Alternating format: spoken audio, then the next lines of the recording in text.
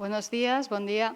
Aujourd'hui, c'est un jour compliqué, ça c'est la raison que nous avons très peu de journalistes, mais ils sont très intéressés a votre suivi. Benvinguts a la presentació de la roda de premsa de l'ANIE. Recordar-vos que és una pel·lícula que ja té distribució de Capricci Films i que tindrà més o menys la seva estrena en el mes de desembre. O sigui, tenim aquí també representants dels distribuïdors i donar la benvinguda al director, Josh Philippot, d'una de les pel·lícules més pertorbadores i belles, un des films les plus frappants et belles de notre programmation de cette année. Si tenéis alguna pregunta, empezamos. Si j'ai une question, non, j'ai pas compris. Oui, j'ai compris la présentation. Ouais. Ah ouais, Ouais, parfait. très bien. Por allí. Ayer en la presentación de la película, cuando saliste, dijiste que era como una especie de cómo el ser humano estaba jugando con la naturaleza. No sé si puedes ampliar si esa es la idea principal de la película. Hier à la présentation, vous avez parlé que c'était une espèce de comme dans l'être humain joue avec la nature. Si vous pouvez expliquer. Alors, effectivement, pour moi, disons que la chose assez étrange qui s'est faite sur ce film, c'est que je ne suis pas le scénariste. Para mí, lo extraño es que yo no soy el guionista. Et quand j'ai découvert ce scénario, qui était très ancré dans le film de genre, qui était très ancré sur la mutation des sauterelles, je me suis dit qu'il y avait peut-être une erreur, enfin, que le sujet principal n'était pas ce monstre-là, mais cette femme qui tout d'un coup allait, pour des raisons évidentes, jouer avec la nature. Y cuando me encuentro con este guión, me encuentro que es realmente una mujer que busca su propósito y juega un poco con la naturaleza. Donc les monstres, les sauterelles, et à partir de là, enfin, pour moi, le discours il s'est fait sur cette femme qui allait jouer avec la nature, et enfin jouer avec la nature, tenter quelque chose avec la nature pour en produire davantage. Y entonces, a partir de entonces, esta mujer juega con la naturaleza para intentar algo, para sacar un provecho. Mais toujours pour de bonnes raisons. Siempre por una buena razón. Et quand je parle de cette femme qui détruit la nature, je parle aussi de nous qui jouons avec la nature d'une façon ou d'une autre et qui créons des nouvelles catastrophes, le Covid en étant peut-être un des meilleurs exemples. Sí, y cuando esta mujer destruye la naturaleza, también se habla un poquito, se hace referencia a nosotros, cómo destruimos poco a poco la naturaleza, y ocurren casos como ahora con el COVID. ¿Alguna pregunta más? ¿Cómo te llega este guion a ti? Si no eres el guionista, si tu n'es pas le scénariste, ¿cómo il t'arrive cette histoire? Le producteur Thierry Lounas a créé des résidences d'un nouveau genre en France qui s'appelle les résidences SoFilm, et le but pour ce producteur c'est de créer un pont entre des scénaristes ou le scénario et des réalisateurs. En fait c'est de penser le cinéma un peu comme dans les studios américains et d'avoir des techniciens qui se donnent des idées. Sí, esta idea me llega a partir de Thierry Lounas, que es desde que ha creado la residencia Sonfield, y el objetivo es crear un punto de unión entre los guionistas y se donner des idées, des techniciens qui pourraient se donner des idées. Y encontrar ideas entre los técnicos que pudieran ayudarle con esto. Donc Thierry Lounas qui est le producteur. Thierry Lounas es el productor. Voilà. Moi j'ai fait un court-métrage qui s'appelait Acide, dans la première résidence créée par Thierry Lounas. Et quand Thierry Lounas a vu Acide, ce court-métrage autour d'un nuage, et qu'il a vu la nuée arriver, il s'est dit, là, il y a quelque chose à créer entre un scénario et un réalisateur.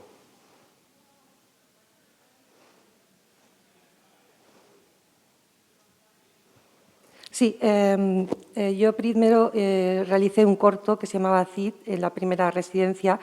A Thierry Lounas le llegó vio este guión de la Nuage la Lenier, perdón, era como una nube y encontró algo que entraba en relación entre el guión y la realidad.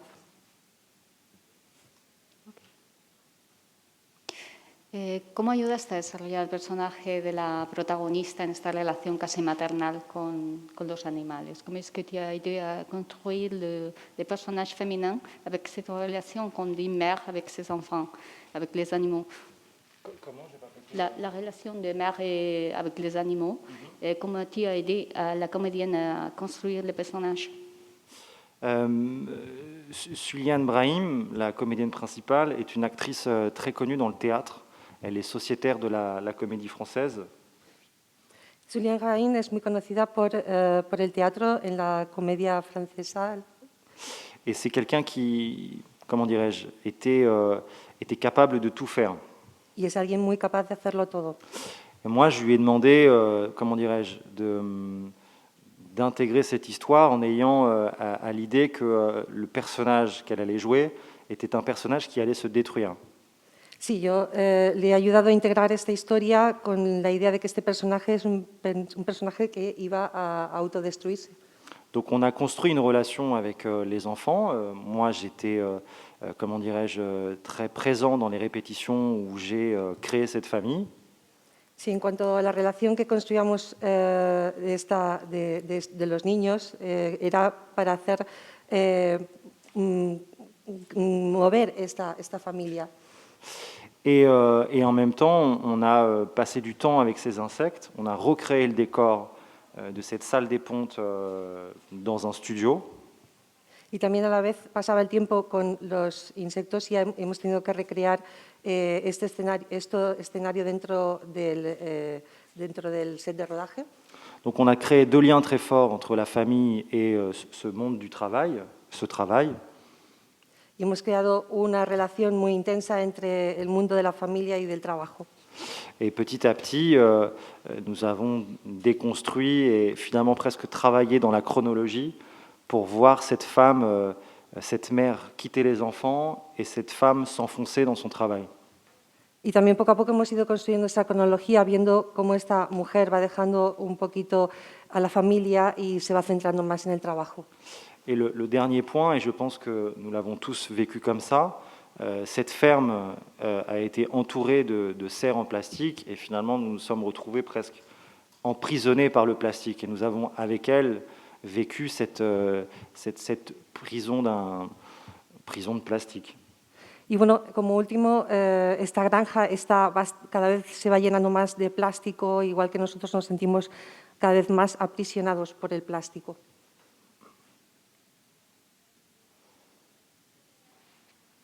Por ahí. Y no sé si a la hora de rodar la película tenía en cuenta algún referente, tanto de ciencia ficción como de cine más, iba a decir, familiar, porque va a mezclar esta historia, por un lado, de los saltamontes con esta relación familiar que se va un poco deteriorando. No.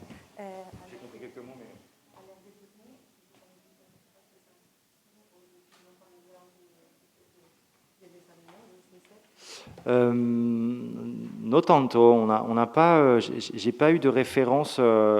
Disons que j'ai eu aucun film comme document de travail. Aucun film de...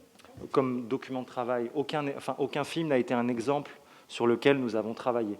No hemos tenido ninguna referencia de ninguna película sobre la que hemos estado trabajando.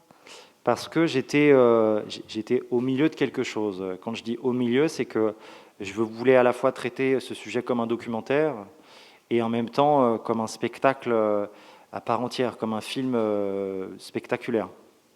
Sí, porque yo he intentado estar entre lo que es el documental y una película bastante espectacular. Et je n'avais pas d'exemple précis pour travailler ce pont entre la réalité, le réalisme et le fantastique. Y no tenía ningún ejemplo para poder trabajar entre lo que es el fantástico y la realidad por sí misma. Et donc je me suis autant inspiré de Raymond Depardon, réalisateur et documentariste français. Sí, me he inspirado de Raymond Depardon. Depardon. Raymond Depardon, Et Alien, d'un autre côté, ou Tech Shelter de Jeff Nichols. Ça a été un peu les références dans lesquelles moi j'ai évolué. Y también a la vez me he ido inspirando con Jack Nicholson. Jeff Nichols. Jeff Nichols, y me han ayudado para esta inspiración. Mais voilà, j'ai pas eu plus de films références parce que j'en avais aucun qui pouvait me montrer, comment dirais-je, ce type d'agriculture, ce type d'insectes et ce type de catastrophe. No había ninguna referencia concreta que me pudiera ayudar con este tipo de agricultura, con este tipo de catástrofe.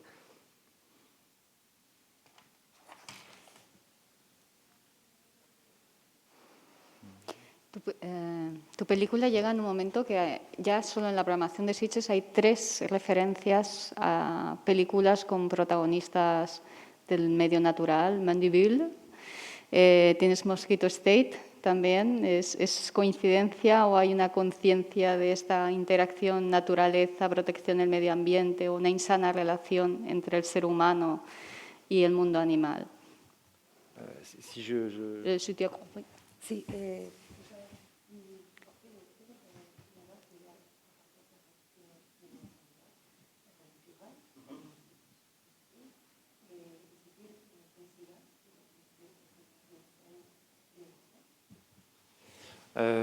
je sais pas trop. Je crois qu'aujourd'hui, on est, comment dirais-je, très conscient des enjeux climatiques. Sí, no sé mucho. Yo sé que hoy en día somos muy conscientes del tema medioambiental. Et de l'agriculture. En France, mais comme en Espagne, on apporte beaucoup d'importance à ce que l'on trouve dans notre assiette. Sí, la agricultura, tanto en Francia como en España, es muy importante porque es lo que nos llevamos al plato. Et donc, on a un regard sur l'agriculture, sur la production, sur les déboires de l'agriculture. Y así miramos hacia la agricultura, hacia la producción, hacia lo que nosotros realmente nos comemos.